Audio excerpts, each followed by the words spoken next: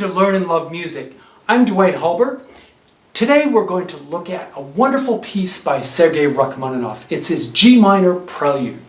Very popular among students and professionals alike. I'm going to give you 5 ways to practice this piece. Before we get started though, I want to encourage all of you to subscribe to our channel. We want to see you back again. So let's look at this iconic work by Rachmaninoff. Tip number 1 on how to practice. You have to learn how to jump quickly in this opening section, because what happens is that you have to play the bass line, the notes down here.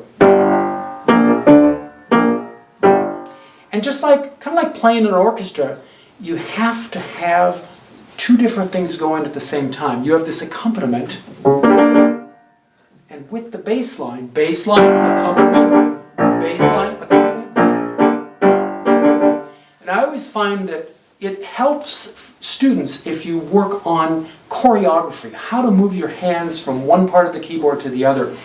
And I found it, instead of just going back and forth, that I create more of a circular motion so it becomes natural. The musical line becomes much more beautiful. Even though it's all staccato, it has more of a flow to it. So I'll do it very slowly. I go down, across, and around, down and across, and I just do that back to the bottom. And when you go faster,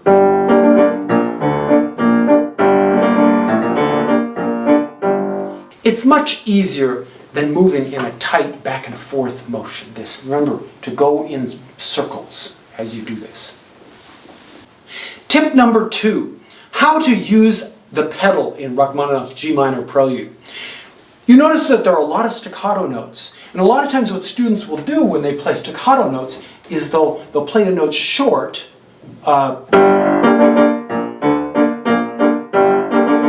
Works okay a little bit in the beginning, but I find as it gets louder in some of the bigger sections, we have longer notes. So you want to have harmony with it. We don't want to play. So in measure 5, we have pedal,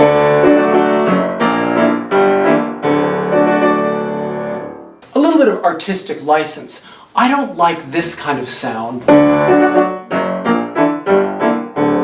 I like using the basses, once again, for providing a foundation. I'll still be playing the notes short, but we get more sonority.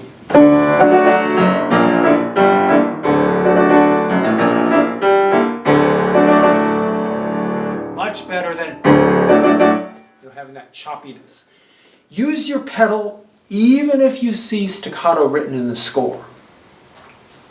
And tip number 3, on the second page, we have some very fast chords that are repeated. They're written with staccato notes. And what I find technically is that students will get really tight in playing these. And what I do is I really think of the first note as being down, and I push up. I even push up and a little bit of pushing forward. A lot of times when you play repeated notes, they sound this way because they're tight, but your arm has to be very, very relaxed. If you practice fast,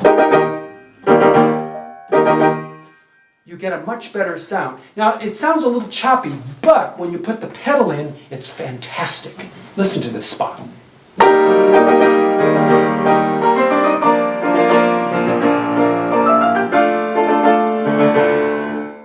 And if you want to add a little bit of drama, pick up your hands and use the pedal too.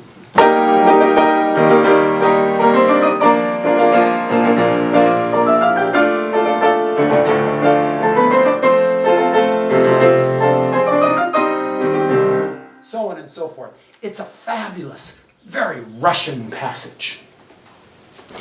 And tip number 4, in the middle section, which is contrasting, it's beautiful. It's marked un poco meno mosso, a little bit slower, but one of the most difficult parts about this section is how to play the left hand. And I find that when you have to play a lot of 16ths in the left hand, you have to have really good fingering. And I know that a lot of times what students will do is they'll end up crossing a lot. Crossing. I like to think of using as many of your fingers as possible in one long sweep. What this requires is the use of all 5 fingers. When we learned how to play the piano, nobody ever taught you how to cross over 5.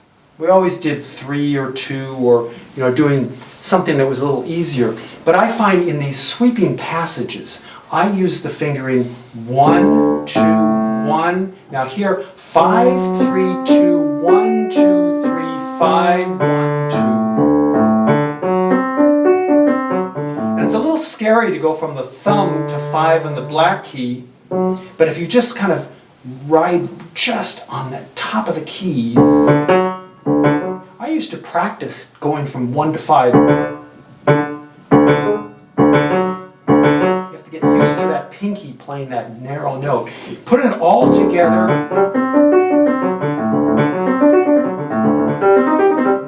And it's all about moving the hand. We're not crossing over, we're moving the hand across. Put it with the right hand and we get this.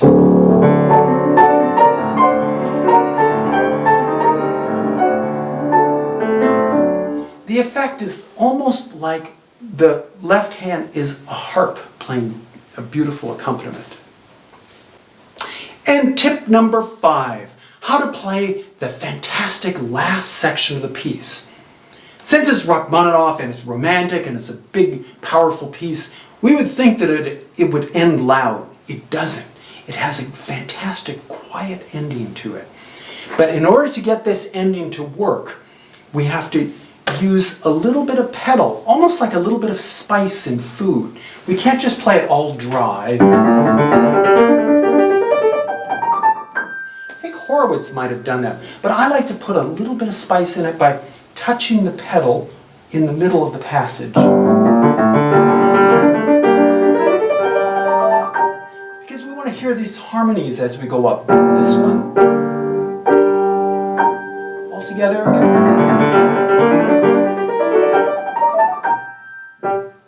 And it ends the piece with a misterioso kind of sound, almost like a wind blowing through. So those are 5 tips on how to practice this piece. So if you want to listen to the entire performance of this G minor prelude, go over to our companion video where you can watch all of it. Thanks for watching Learn and Love Music. We hope to see you back next time.